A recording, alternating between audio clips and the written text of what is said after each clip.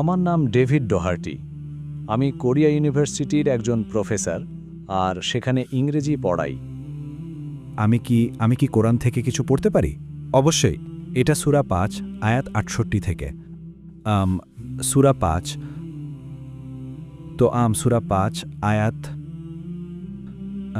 ৬৮-তে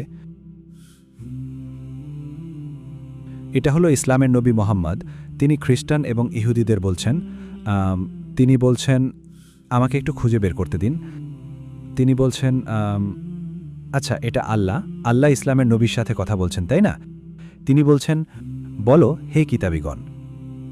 এটা উদ্দেশ্য করে বলা হচ্ছে খ্রিস্টান এবং ইহুদিদের। বলো হে কিতাবীগণ, তোমাদের কোনো ভিত্তি নেই যতক্ষণ না তোমরা তাওরাত এবং ইঞ্জিল এবং তোমাদের রাবের কাছ থেকে তোমাদের কাছে যে ওহী এসেছে তা শক্ত করে আঁকড়ে ধরো।